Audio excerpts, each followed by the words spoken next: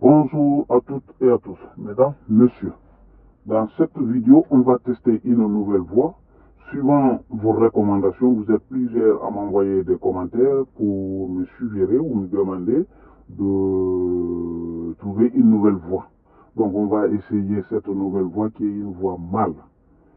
Jusqu'à présent, j'utilisais la voix femelle d'une même application et ça n'a pas changé.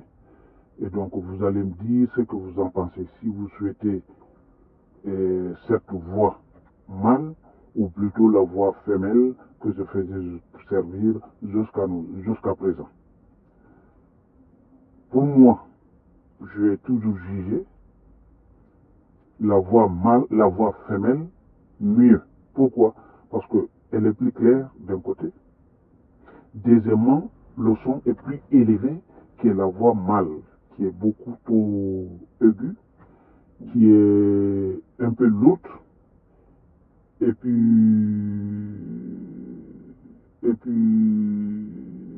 voilà. Donc moi, c'est à vous maintenant de me dire laquelle vous choisissez.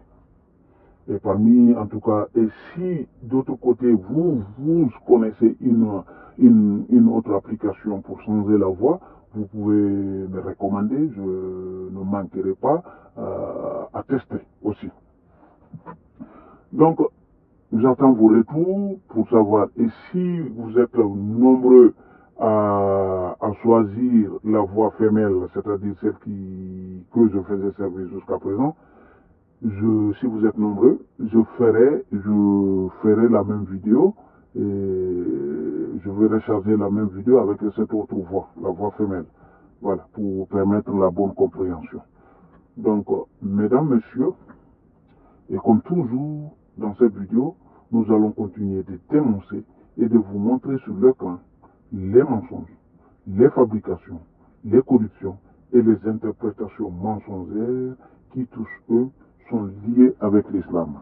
Tous eux forment l'essence de l'islam. Tous eux forment l'ADN de l'islam.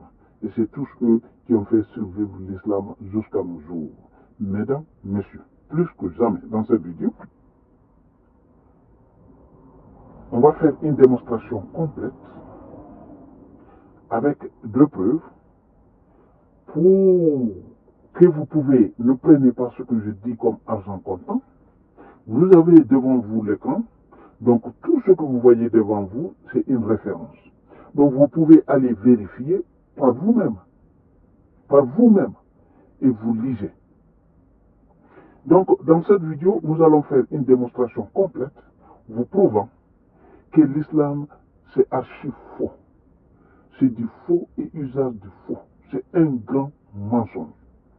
Un grand mensonge qui a été imposé par la force, imposé par la terreur et accepté par les premières personnes, c'est-à-dire les premiers musulmans, qui, après acceptation de cette imposition, de ce gros mensonge, a été transmis de bouche à bouche, de parents à fils, de grands-parents à petits-fils, jusqu'à nos jours, soit plus de 14 siècles après. Donc, de nos jours, après 14 siècles, c'est logique qu'il y a des millions de personnes, bien que les musulmans, disent deux fois, ils vont vous dire 1,6 million, deux fois 1,8 million, en 2025, ils vont vous dire 2 milliards, pardon, 1,8 milliard, 1,6 milliard, 1,8 milliard, et en 2025, ils vont vous dire 2 milliards, et d'ici 2 ans encore, ils vont vous dire 4-5 milliards, c'est comme ça. C'est du faux, c'est du grand mensonge, c'est du faux. Donc, dans cette vidéo, nous allons voir, on va procéder étape par étape, nous allons voir comment on a fabriqué ce gros mensonge. Comment ce gros mensonge a été mis en place de génération en génération, des siècles après siècles, des siècles pendant au moins 3 siècles. On a fabriqué ce gros mensonge. Et donc, qu'est-ce que nous allons voir? On va analyser déjà ce que nous voyons là, cette image que nous avons devant nous, mesdames, messieurs. L'islam de 98% faux et 2% acceptés. Donc ça, c'est la sunna, ce sont les hadiths. Mais nous avons une réalité que tout le monde peut attester, que tout le monde connaît, qui est aussi de 98%. Vous avez plus de 98% des musulmans qui ne connaissent absolument rien du contenu de l'islam. Ils ne savent absolument rien du contenu de l'islam. Rien. Si ce n'est que de faire les obligations qu'on les a dit. Pourquoi? Parce que ce gros mensonge a été imposé à des premières générations et qui ont été passés de parents, grands-parents au fils, au petit-fils, jusqu'à nos jours, eux, qu'on les a dit, et nous lisons dans le Coran, rien que ceci est suffisant pour accréditer que l'islam est faux. L'islam est assez faux que c'est quelque chose qui n'est pas, qui ne vient pas de Dieu. Parce que vous lisez dans le Coran que la compréhension, la pensée, l'analyse, la réflexion, la compréhension, la croyance, que toutes ces choses-là, l'organe en charge de ces choses-là, que ce serait le cœur et non pas le cerveau, qui est l'organe en charge de ces fonctions, de ces choses-là. Et donc, toute personne, quand on t'enlève ta pensée, ton analyse, ton raisonnement, quand on t'enlève ça, tu es plus qu'un robot. Tu es un objet. On te manipule comme bon semble. Et donc, c'est ce qui s'est passé. Donc, les musulmans, ils n'ont pas de cerveau. Ils ont des cerveaux pour travailler. Ils ont des cerveaux pour suivre les enseignements de la vie, c'est-à-dire l'école, la science et toute autre chose. Ils ont un cerveau. Mais quand il s'agit de l'islam, ils font servir le cœur. Pourquoi? C'est ce qu'ils apprennent dans le Coran. Et le cœur n'a pas cette fonction. Et donc, dès lors, s'agissant de l'islam, qu'on vous a enlevé votre cerveau, que vous êtes sans cerveau quand il s'agit de l'islam, vous ne pouvez plus rien comprendre. Absolument rien. Donc, sinon, Dieu, s'il est le créateur, il ne peut pas commettre cette grosse erreur, cette grosse faute, cette grosse idiotie, d'écrire dans son livre que la compréhension, l'analyse, la pensée, la réflexion, la croyance viendrait du cœur. Dieu ne peut pas faire ça, parce que s'il connaissait le cerveau. Donc ça, c'était des pensées anciennes, de l'époque, que toutes les croyances pensaient ainsi, pas que l'islam, tout le monde croyait ainsi, ce qui est avéré faux. Donc, puisqu'on a enlevé le cerveau de ces gens-là, c'est pourquoi vous avez des tueries, des assassinats, des terrorismes au nom de l'islam. Pourquoi? Parce qu'il n'y a pas de cerveau. Le cerveau ne fonctionne pas. Ils vont à coup de cœur. Le cerveau ne fonctionne pas. On les a enlevé le cerveau. Dès lors qu'on t'enlève le cerveau, je vous dis, tu es comme un objet, plus qu'un robot. Non, tu es comme un robot est plus que toi. Parce qu'un robot, c'est quelque chose de programmé. Mais un objet, non. Donc un robot est plus que toi. Parce qu'on t'a enlevé ton analyse, ta pensée. Un robot, bien sûr, on insère dans les robots, on insère les analyses, voilà, ils s'analysent. Mais toi non, musulman, quand il s'agit de l'islam. Donc, vous avez 98% des musulmans qui ne connaissent absolument rien de l'islam. Ça, c'est un. De l'autre côté, vous avez plus de 60 000 livres de l'islam, qui vous parlent de l'islam. Plus de 60 000 livres. Alors, ne voyez-vous pas un gros problème ici?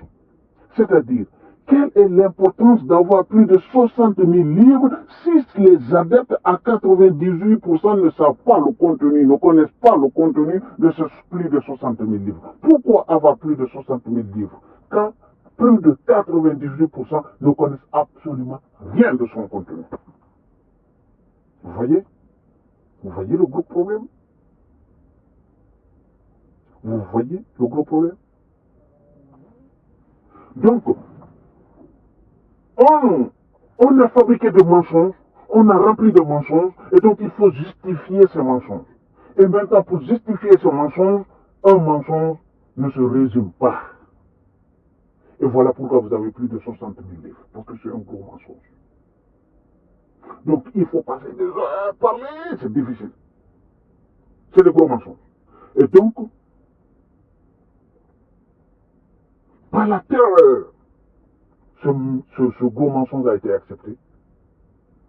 Et maintenant, les gens croient que ça viendrait de Dieu ou bien ça serait une religion. L'un de là. Analysez, réfléchissez un peu. Je vous ai dit, rien que faire croire que le cœur est l'organe en charge de la compréhension, est l'organe en charge de la réflexion, est l'organe en charge de la croyance, rien que ça, c'est suffisant pour vous faire comprendre que l'islam est assez faux, que ça ne vient pas de Dieu. Dieu connaît, si c'est lui qui a créé,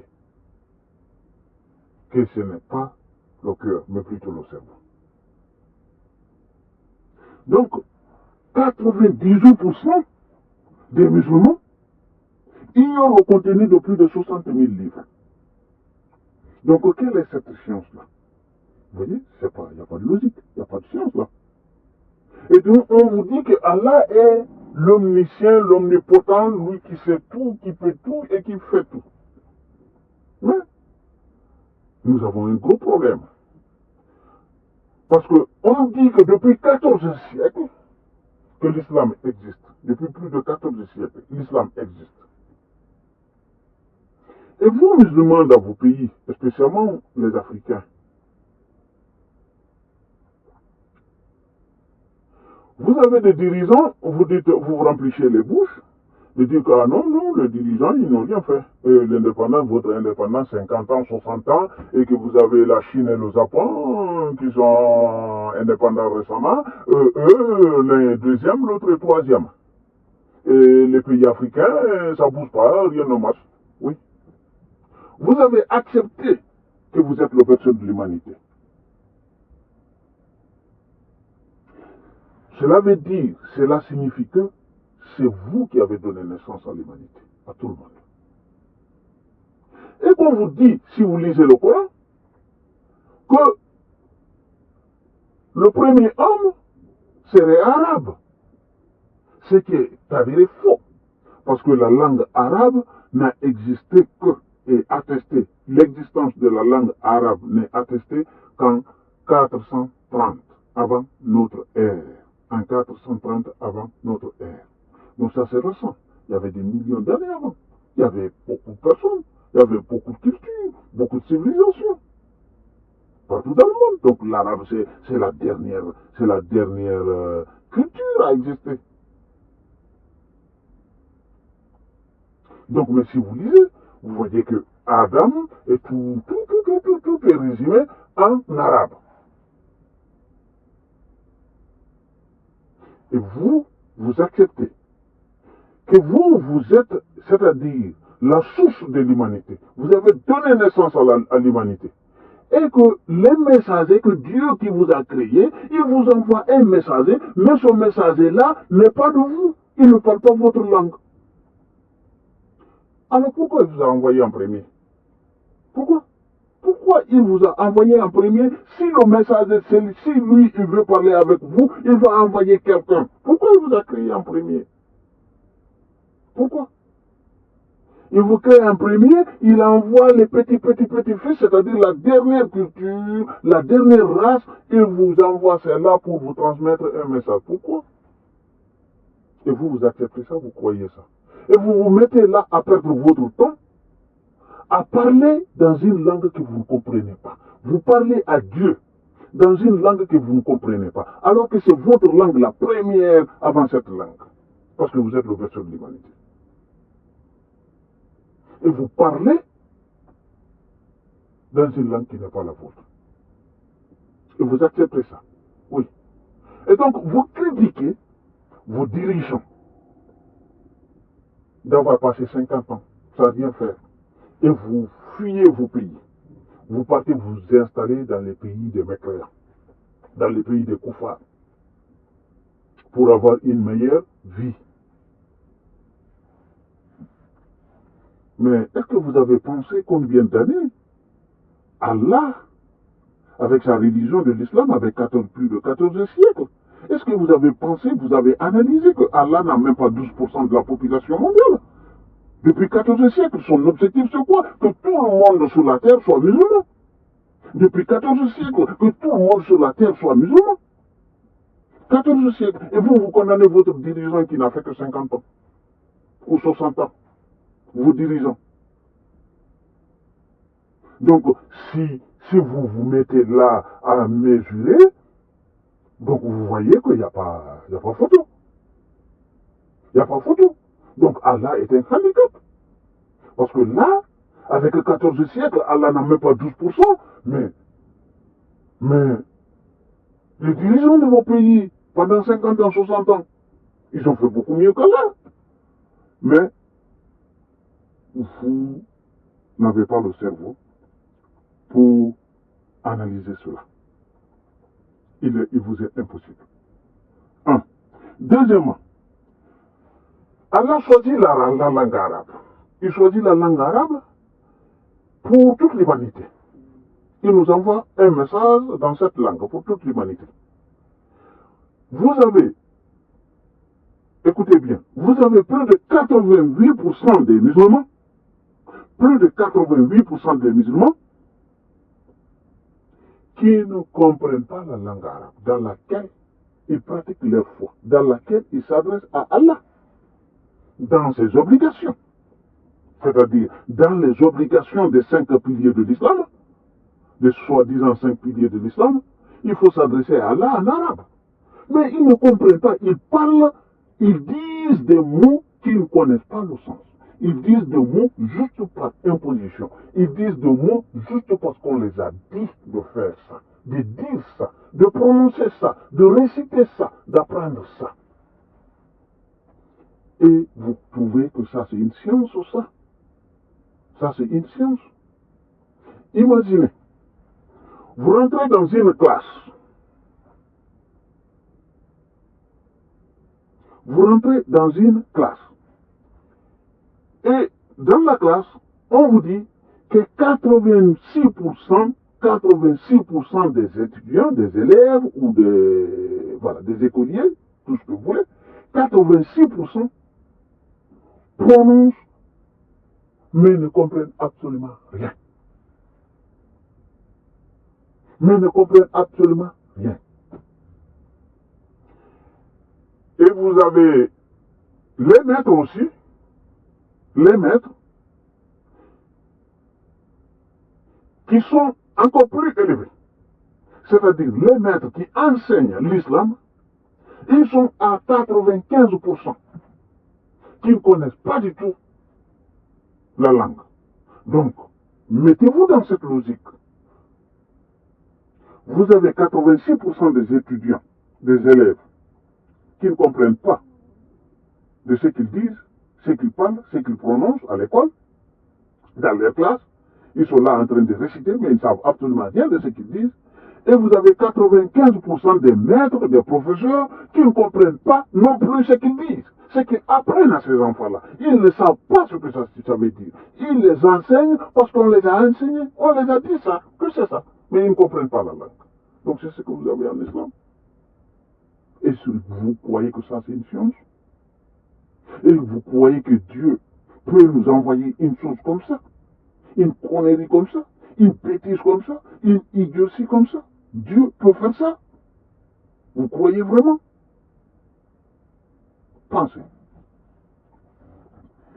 Et donc, qu'est-ce que nous avons là? Qui a inventé l'islam? Clairement, je vous dis, ce sont les Abbassides. On va arriver étape par étape. Mais là, ici, je vous ai mis là, pardon, là, je vous ai mis là, ici, je vous ai mis ici le nez d'Allah. Parce que Allah est un gros menteur. Donc, il n'y a pas de contradiction. Si tantôt je dis que c'est les Abbassides et tantôt je parle d'Allah. Parce que quand je parle d'Allah, je parle des enseignements du Coran. Je parle du Coran. Quand je parle des Abbassides, c'est la vérité. Des vrais maîtres, instigateurs de l'islam. Donc, vous avez le nez d'Allah qui n'arrête pas de mentir. Et vous avez ici la sourate 2, verset, excusez-moi, on va aller voir cette sourate, la sourate 2, verset ici, je l'ai cherché ici, 2, c'est 2, 186, sourate 2, verset 186, qu'est-ce qu'on dit?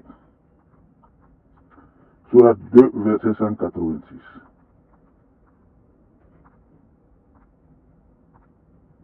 Sourate 2, verset 186, qu'est-ce qu'on dit? Regardez ce gros mensonge. Quand mes serviteurs t'interrogent sur moi, qui parle? C'est Allah. Donc vous voyez là les 3 points là, parce qu'il y a une incohérence. La phrase, elle est incomplète et incompréhensible. Alors, vous voyez, il n'y a pas alors, en arabe, ça n'existe pas. Il n'y a rien de tout ça. Donc, ici, on a un problème. Quand mes serviteurs t'interrogent, qui sont ces serviteurs? C'est censé être les musulmans. Sur moi, c'est qui? C'est Allah. Je suis tout proche. Quel est ce grand mensonge? Je réponds à l'appel de celui qui me prie. Les musulmans prient 5 prières par jour. Matin, midi, soir. Les musulmans sont Allah, Allah, Allah, Allah. Chaque fois Allah, Allah, Allah, Allah. Quelle misère, c'est le musulman.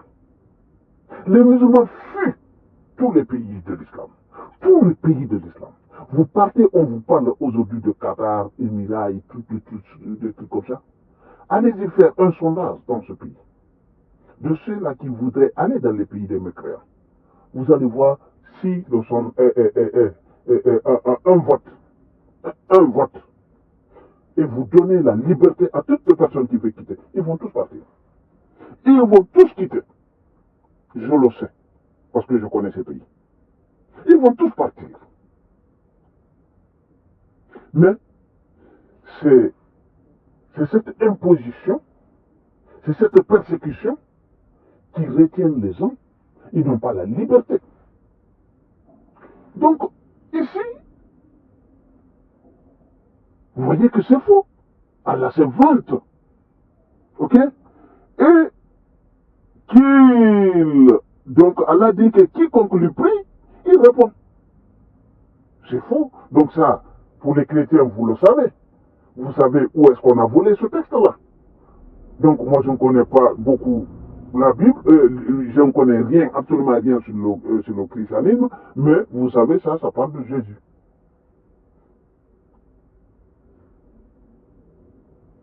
Frappez à la porte, je vous ouvre ou quelque chose comme ça, une histoire pareille là.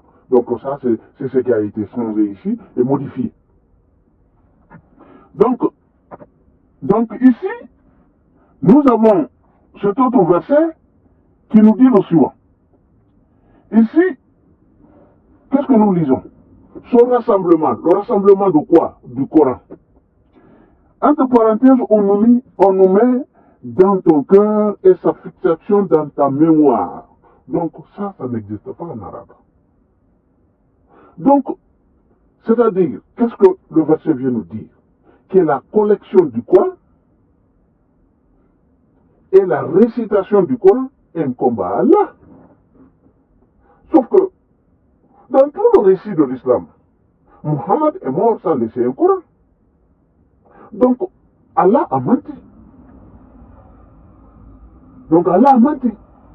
Parce que si sa collection l'incombe, il a envoyé un messager avec un Coran. Donc le messager ne peut pas partir alors que le Coran n'est pas établi. Donc le messager doit laisser le Coran établi. Parce qu'il se vante dans un verset qui est la sourate 2. Bien que c'est la sourate 86 en règle générale d'après les soi-disant, pour les soi-disant ordres de révélation. Donc c'est un numéro 2 là. Donc on nous a mis un numéro 2, que Allah, c'est Allah qui doit collectionner le Coran. Un numéro 2. Et le messager en charge de ce Coran, il est parti, il n'a pas laissé le Coran. Donc Allah est un gros menteur. Donc Allah est un gros menteur.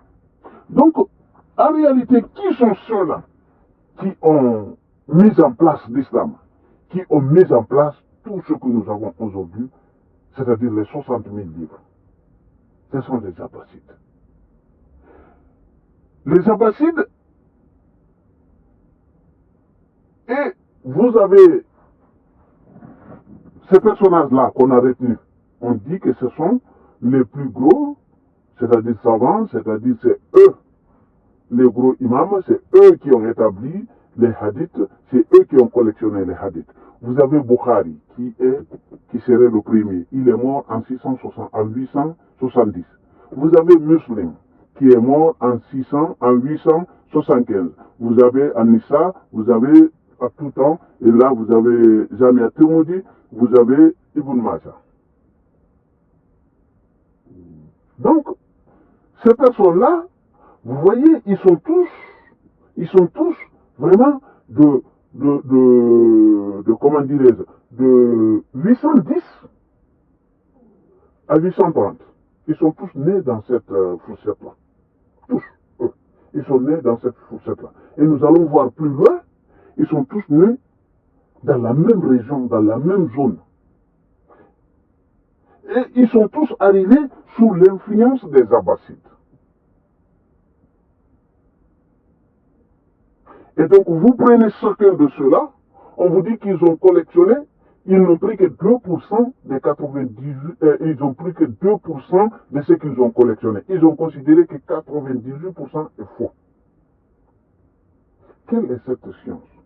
Quelle est cette logique qui consiste de venir ramasser des choses de gauche à droite et considérer que 98% est faux et prendre 2% et mettre en place, institutionnaliser 2%. 2% ne peut amener nulle part. Imaginez des élections se tiennent et qu'il y a 2%, qui viennent voter.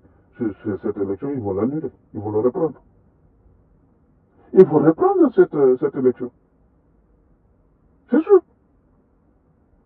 C'est pas valable. Donc là, ils ont rejeté 98%, ils n'ont pris que 2%. Même ces 2%-là, parce qu'ils l'ont classé en 3. Ils ont classé en authentique, bon et faible. Authentique, bon et faible. Donc, on va arriver plus loin. Vous allez voir que même ces 2%-là, c'est pas vrai.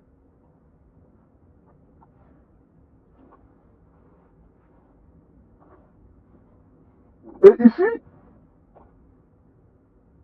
on vous dit qu'eux, ils ont collectionné, ils ont jugé unilatéralement que 98% étaient faux. Ils ne nous ont laissé ni ces 98%-là pour que nous aussi nous voyions pour examiner que si c'est vrai ou faux. Ils n'ont pas laissé. Et ils n'ont pas laissé non plus des écrits. Il n'y a pas de manuscrit de ce genre-là. Tout est faux. Ça n'existe pas. Parce que vous allez voir que on vous montre deux manuscrits de Bukhari. On vous dit que c'est des manuscrits de Bukhari. Mais quand vous cherchez, on vous dit que lieu de collection, on vous dit inconnu. On vous dit année de collection, on vous parle du 11e siècle. Du 12e siècle, pardon. Du 12e siècle. Et vous prenez Muslim, c'est lui à côté.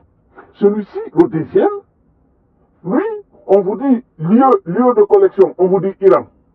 Année de collection, on vous dit aussi au XIIe siècle. Il y a quelque chose de bizarre. Ils sont morts.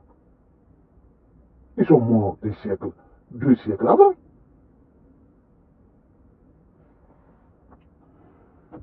Et donc, qu'est-ce que nous avons là? Nous avons Bukhari. C'est le premier. Donc, celui-ci, qu'est-ce que vous lisez? Bukhari, qui est né à Bukhara. Et ça, c'est où? C'est en Ouzbékistan. Donc, il est à plus de 4000 km du lieu saint de l'islam. On vous dit qu'il serait parti là-bas, attention, qu'il serait parti là-bas à l'âge de 13 ans. Pour d'autres, et pour d'autres 15 ans.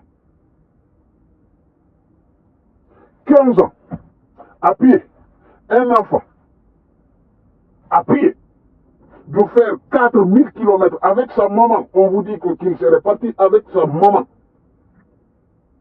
accompagné de sa maman, qu'il est parti pour la première fois à la Mecque. Et qu'arrivé là-bas, il a demandé de rester, un enfant de 15 ans. Pour les uns et pour les autres 13 ans. Marcher 4000 km. Vous voyez l'incohérence? Vous voyez le mensonge? Deuxièmement, figurez-vous que toutes ces personnes-là, ces personnages-là, ils ont dans leur nom, c'est exactement le nom de leur ville, de naissance. Vous avez Bukhari, qui serait né à Bukhara. Vous avez Muslim, Nishapour. Et donc, quand vous cherchez le nom arabe complet de Muslim, son nom, c'est Nishapour. Et ça, vous avez ça, c'est en Iran. Allez-y chercher le nom complet de Muslim. Et vous allez voir, ça va vous sortir Nishapour. Et bizarrement, son nom, le nom, toujours, c'est le nom de ces villes-là. Et vous avez Nissa, donc lui aussi, il serait né à Nissa. Donc, toujours Daoud, donc Sistan. Et là, toujours, je vous dis, vous avez toujours, même si Daoud, par exemple, là, vous n'avez pas, vous avez Sistan qui est né à Sistan, allez-y voir, ça figure son nom, c'est comme ça. Et vous avez Ibn Maza, ainsi de suite, tous, eux. Maintenant, regardez, vous avez Ouzbékistan, vous avez Iran, vous avez Turkménistan, vous avez Iran, vous avez Ouzbékistan, vous avez Iran. Donc, vous voyez, c'est toujours cette zone, c'est toujours cette zone. Regardez. C'est toujours cette zone, regardez bien. Vous voyez? Donc, vous, regardez là, où ils sont nés, tous. Regardez. Vous voyez? Ils sont tous nés dans cette zone-là. Ils sont tous nés dans cette zone-là. Vous avez Iran. Vous avez Afghanistan ici. Donc regardez, ils sont tous là. Là, c'est Bukhari qui est A. Donc là, ils sont tous là, de cette zone-là. Et l'autre ici. Donc vous avez là Irak. Et là, les Abbassides étaient là. Donc qu'est-ce qui s'est passé là? Et donc, ce qui s'est passé là, regardez, hein. Regardez. Vous voyez?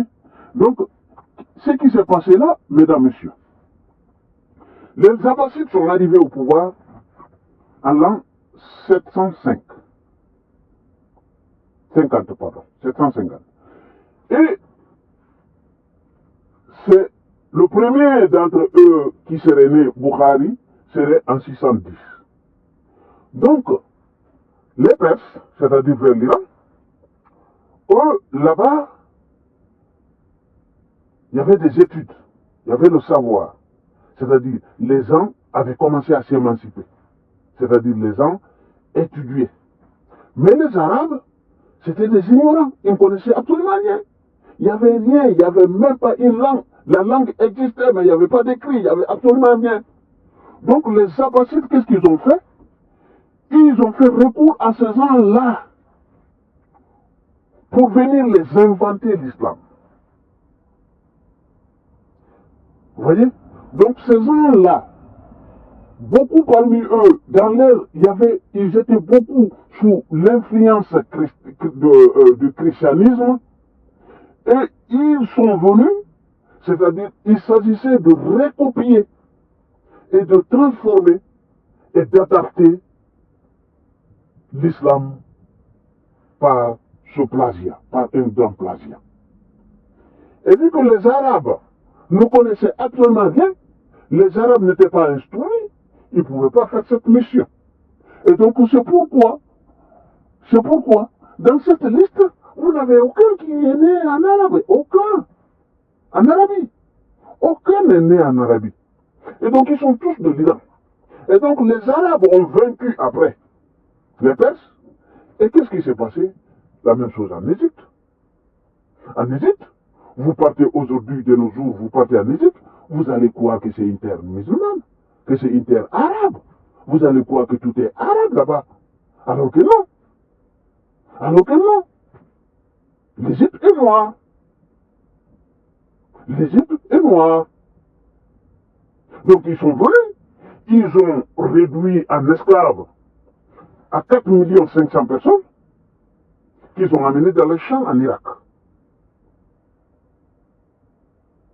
Des Noirs qu'ils ont amenés dans les champs en Irak.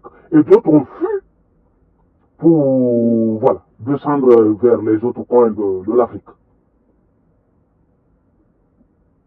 Donc vous partez aujourd'hui en Égypte, vous aurez la sensation et la certitude même que cette terre a toujours été arabe, a toujours été musulmane. Pourquoi? Parce qu'on a tout transformé. Donc on a vaincu les Perses.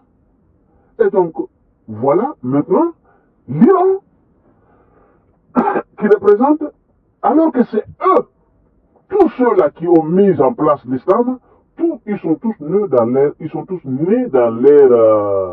tous originaires de leur sous-région. Ils sont tous originaires de leur sous-région. Mais ils ne représentent que 5% de l'islam. Ils ne représentent que 5% de l'islam. Pourquoi? Parce qu'ils ont été vaincus. Eux, au moins, ils ont résisté, ils ont jusqu'à présent 5%. Mais nous, les Africains, nous avons quoi? Ils nous ont pris notre terre. Ils nous ont pris notre terre. Nos terres. Donc, voyez. Et donc, ici, regardez bien.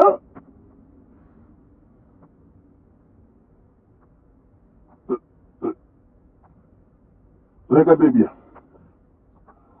On vous dit 80 jours à pied. 80 jours à pied. Pour un enfant qui serait Bukhari. Parce que là, on parle de Bukhari. C'est lui le premier. On parle de Bukhari. Donc, comment il peut faire cela? Comment?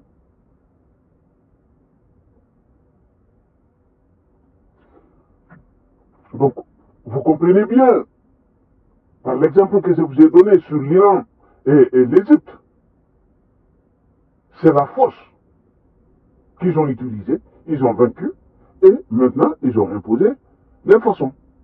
Et faire croire que, voilà, tout serait arabe, tout serait musulman. Mais, voir que ces gens-là sont tous nés, ils sont tous issus le plus près, c'est à 2600 km. Les Arabes, ils faisaient quoi?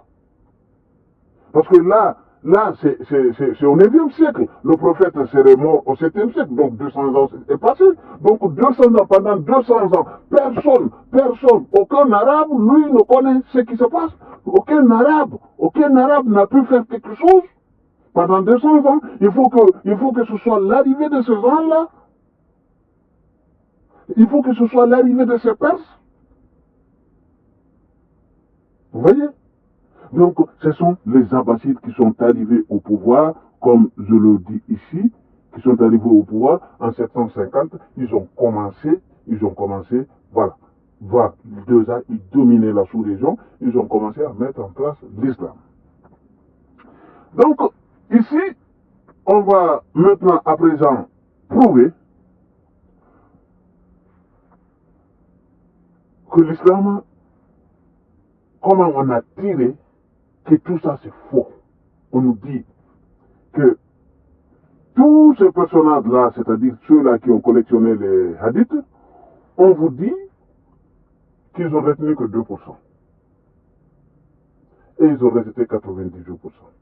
Et comme je l'ai dit, pour ne pas être répétitif, 2% n'est pas un quorum valable.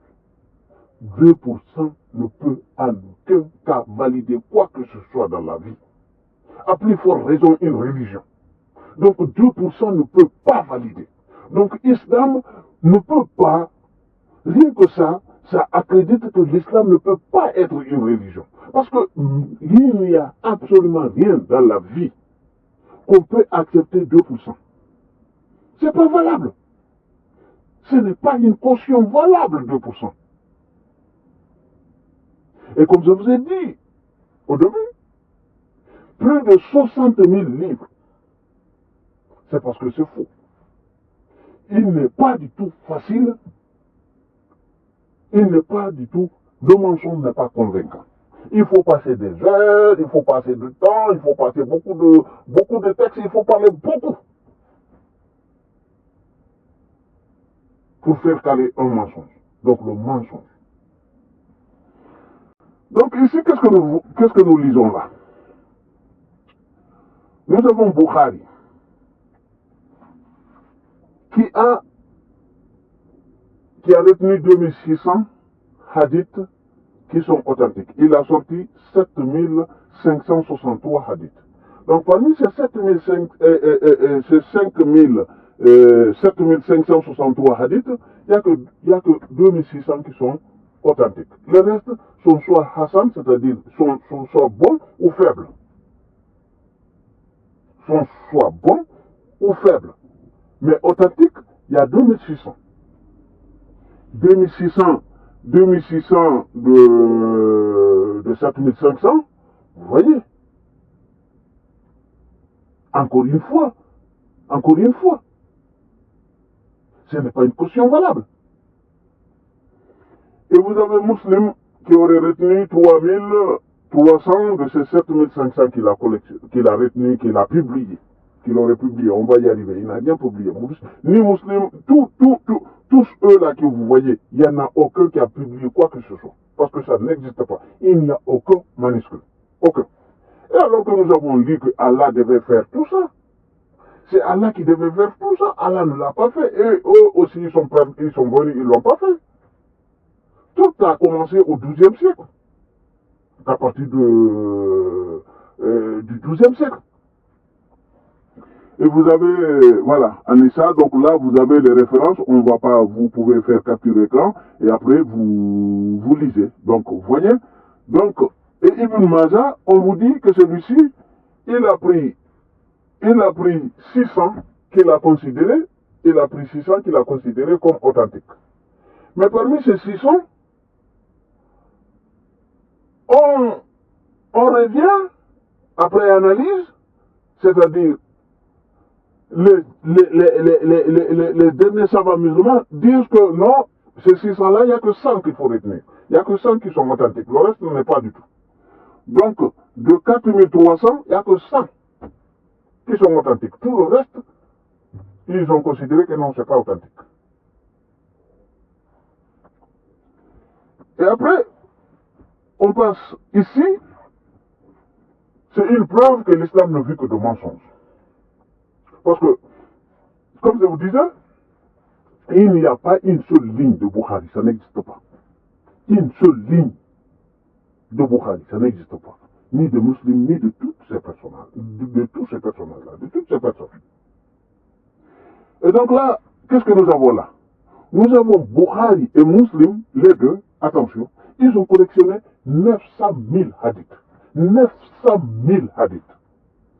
C'est-à-dire, il y a eu 900 récits qu'on les a racontés.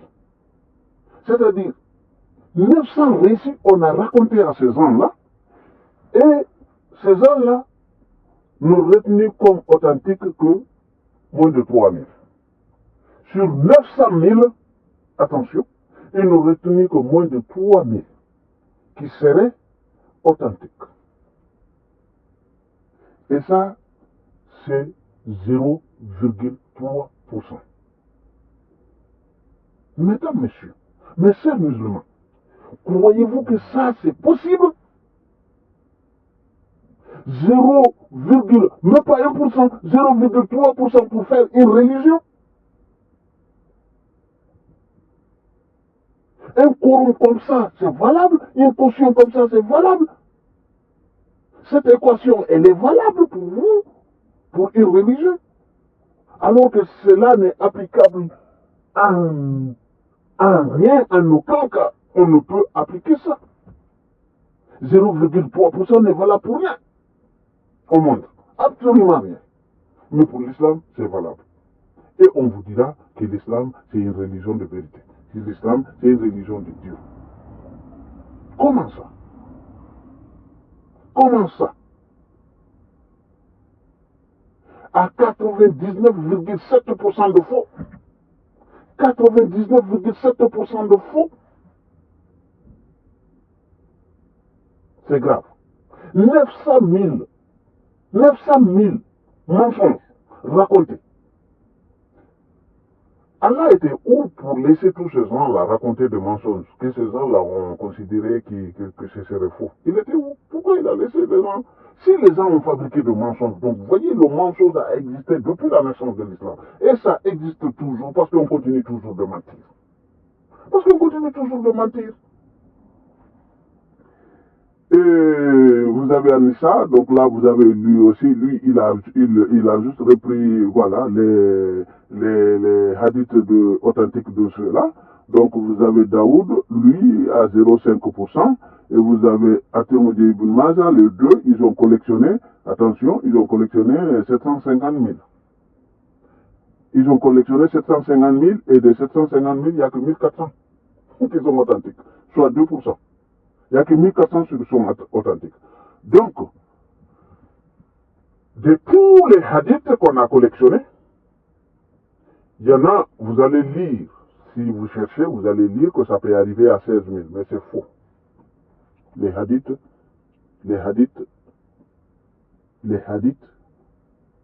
que vous avez, c'est 11 830 hadiths.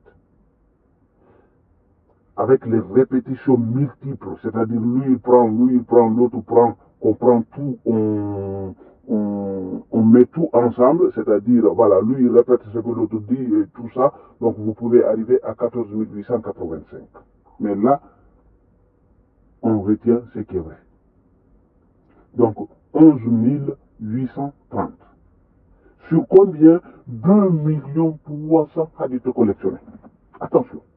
On a collectionné 2 300 hadiths et on a retenu que, attention, on a retenu que 11 800, même pas 12 000.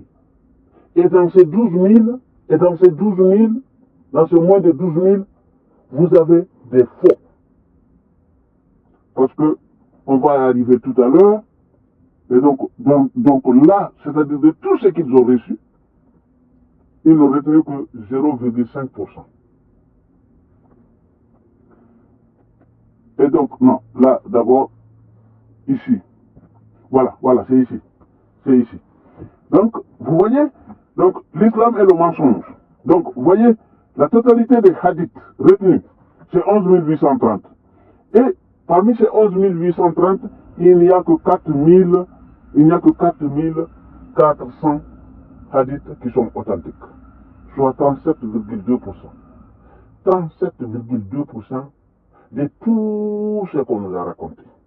C'est-à-dire des 60 000 livres, des 60 000 livres de l'islam, des 60 000 livres de l'islam, c'est 37% qui est vrai, qui serait authentique.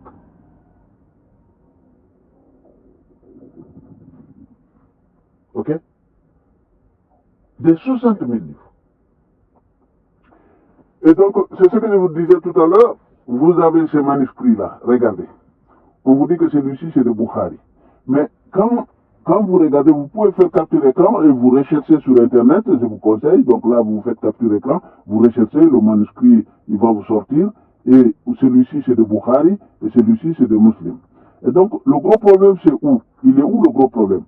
Là, vous avez comment le Coran, il a été, comment l'arabe, la langue arabe a été adaptée. Comment ça a été adapté. Et donc là, on est au début, et donc là, c'est vers la fin, et ça, c'est au XIe siècle. Et donc là, au XIe siècle, vous voyez des lettres perses, vous voyez des lettres perses dedans, vous voyez, ça, c'est des lettres perses, ça, c'est pas des lettres arabes, ok?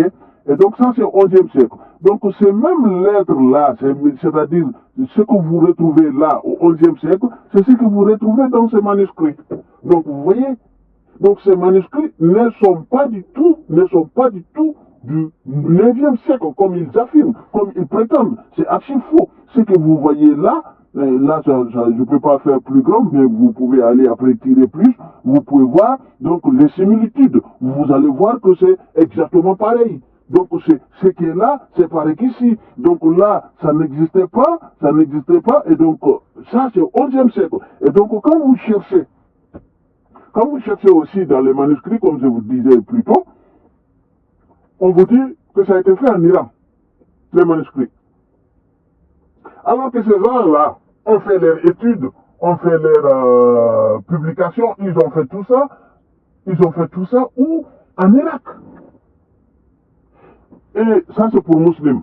Mais pour Bukhari, on vous dit, rien n'est connu. Ni la datation, ni l'endroit de publication. D'autres disent que c'était en Inde. Donc vous allez lire que la publication a été faite en Inde. C'est bizarre ça. Vous voyez, l'islam c'est du mensonge. L'islam c'est du faux et usage du faux. Ok? Ok, on continue avec ce gros mensonge. Donc on vous dit que Bukhari, attention, on vous dit que Bukhari, sa sunna, c'est-à-dire sa sunna là où il a publié les hadiths, on vous dit que c'est 97 livres. Imaginez. 97 livres. Chargés où? Et aller à pied. 97 livres. Et des livres écrits comme ça. Pas des livres de nos jours. Regardez. Parce que 2 feuilles ici, non, 10 feuilles ici peuvent faire 2 feuilles de maintenant. 10 feuilles. Et donc imaginez 97 livres. Des gens ignorants. Et l'alphabet n'était pas encore complet. L'alphabet arabe n'était pas encore complet. Ce n'était pas encore c'est-à-dire l'écriture arabe n'était pas encore complète. Et comment ils ont fait pour écrire 80, lui, Bukhari, pour écrire 97 livres, alors qu'Allah est incapable d'écrire un seul livre, qui serait le Coran. Allah est incapable. Mais lui, Bukhari, il fait écrire 97 livres. Vous voyez le mensonge? Et on vous dit que Bukhari a publié 13 œuvres. Attention, là c'est plus grave. Il a 97 livres que personne n'a vus. Il n'y a pas de manuscrit, il n'y a pas de trace, il n'y a pas une seule ligne de ces 97, mais il a publié d'autres ouvrages. Ces œuvres-là sont 13. 13 œuvres. Personne n'a jamais rien vu. Aucune de ces œuvres n'a été vue. Rien, absolument rien. C'est pas étonnant, c'est pas flagrant ce mensonge. Et vous avez la même chose, voilà, pour chacun d'eux. Donc lui, il a 57, 12 œuvres. Lui, il a 52, 4 œuvres. Lui, il a 43, 17 œuvres. Lui, il a 46, 9 œuvres. Lui, il a 37, 3 œuvres. Tous eux. Même pas une ligne que on aurait pu garder, que Allah aurait pu préserver, que quelque chose pareil. Alors, mes chers Africains, je reviens encore vers vous. Nos grands ancêtres africains, ils ont tout gardé. Ils ont tous les écrits. Tout est gardé. Les Indiens, les Hindous, les bouddhistes, ils ont des écrits avant l'arrivée, de l'islam. Ils ont des écrits. Le Coran lui-même parle de l'Injil. de l'évangile et de la Torah. Donc ça veut dire qu'il y avait des livres. Et aussi, les chrétiens et les juifs avaient des livres. Mais pourquoi? Mais pourquoi tout ça là? Pourquoi toutes les civilisations, toutes les cultures ont des livres, ont des manuscrits? Mais pourquoi l'islam n'en a pas? Pourquoi l'islam ne peut rien montrer? Pourquoi? Et ils ont fait la même chose. On va dire, ah non, c'est parce qu'il y avait des guerres civiles entre les musulmans, des trucs comme ça. Oui, ils sont venus en Égypte, ils nous ont détruits. Ils ont détruit toutes les bibliothèques qui existaient en Égypte. Mais bien, avec tout ça, il y a toujours, ça sort toujours. Pourquoi? Parce que Dieu était avec les Égyptiens. Dieu était avec les Égyptiens. Et donc, ils ont gardé, donc Dieu a protégé ses écrits. Donc, ces écrits ont été préservés. Donc, maintenant, ça sort. Et maintenant, ça sort, c'est exposé. Regardez, on vous dit que Allah a envoyé des messagers, tout ça, allez chercher 124 000 prophètes avec des livres. Mais on n'en voit pas. Et on vous dit, ils sont tous partis, tous les messagers d'Allah, les prophètes d'Allah, ils se sont tous dirigés, ou bien ils ont une relation, l'islam, le christianisme et le judaïsme et l'islam. Tout s'est basé en Égypte. Qui est-ce qui s'est posé cette question? Pourquoi? Pourquoi tout se base en Égypte? Si vous lisez le Coran, vous lisez que Allah aurait dit à Moïse d'aller sortir son peuple, c'est-à-dire les Juifs, de la terre de l'Égypte. Que les Égyptiens, c'était des koufars, c'était des mécréants, c'était des criminels, ok. Mais Allah, toi, tu es Dieu, non? Au lieu de dire à Moussa d'aller sortir ton peuple là-bas, pourquoi Moussa ne va pas convertir et ces criminels-là en musulmans? Pourquoi? Il ne devait pas les sortir, il devait aller là-bas, transmettre le message et les convertir, et non pas de prendre son peuple et le faire partir, n'est-ce pas? N'est-ce pas? Il devait les convertir là-bas, parce que c'est des criminels. Mais non, tu n'as pas fait ça. On continue. Ah, ou bien c'est fini. Bon, ok. Bon, on va arrêter là, parce que là, on est déjà à 1 heure de démonstration. Donc, on peut arrêter ici la vidéo. Donc, je crois que, comme vous voyez, ici, le mensonge, il est flagrant. On ne peut pas aller à pied chargé de tous ces livres-là. Chargé de tous ces livres-là et à ces kilomètres. Et avoir publié toutes ces œuvres-là et sans qu'il n'y ait aucun manuscrit. Ça n'existe pas. Il n'y a rien. Il n'y a absolument rien. Et regardez le pourcentage. 0%, 0,5%, 0,2%, 0,7%. La totalité. Et ça, c'est quelque chose de valable. Je vous ai donné un exemple sur les élections. N'importe quelle élection qui se ferait avec un taux de participation comme ça, pareil, équivalent, ils vont l'annuler. Il ne sera pas accepté. Je vous dis, il ne sera pas accepté, c'est impossible. Regardez tout ça. Vous voyez? Donc, ici, vous voyez, comme je vous disais, donc, vu que eux, ils n'étaient pas cultivés, ils n'avaient jamais étudié, donc ils ne connaissaient absolument rien. Donc ils sont partis dans cette zone-là, ils ont cherché ces gens-là pour venir les fabriquer les mensonges. Donc on les a fabriqués les mensonges. Donc vous voyez, ils sont tous de cette zone-là. Alors que regardez il est où l'Arabie est pas là. Donc l'Arabie est pas là, regardez la distance. Pourquoi l'Irak est là. Et pourquoi tous eux, on vous dit qu'ils sont tous après morts dans leur partie, dans leur coin, ils se sont tous retournés là-bas pour mourir. Vous voyez, tout est faux. C'est des fabrications.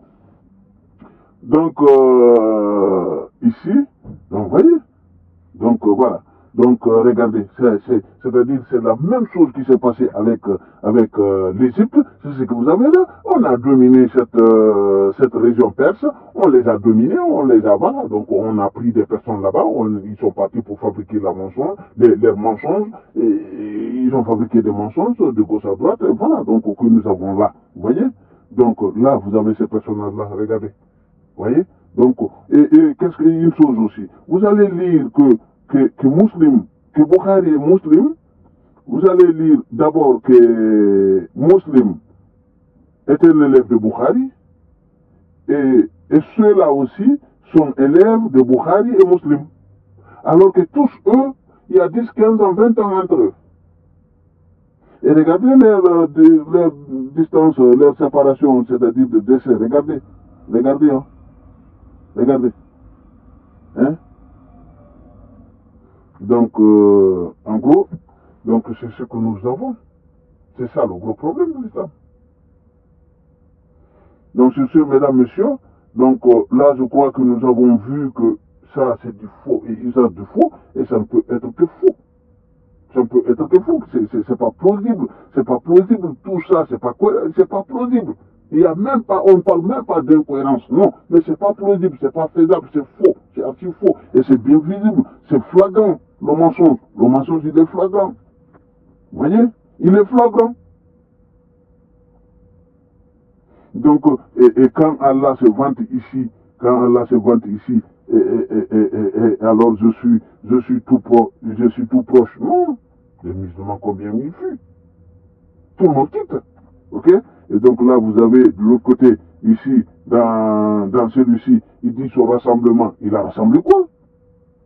Il n'a rien rassemblé. Rien, parce que son soi-disant messager est parti avant. Avant que ce bien ne soit, il n'y avait pas. Donc pourquoi? Donc sur ce, je vous dis, mesdames, messieurs, je vous dis à la prochaine, et j'attends vos retours, j'attends vos commentaires pour savoir si vous préférez que je continue sur avec cette voix, ou plutôt de reprendre la voix femelle. Ok? Et sur ce, je vous dis à la prochaine, et je vous remercie.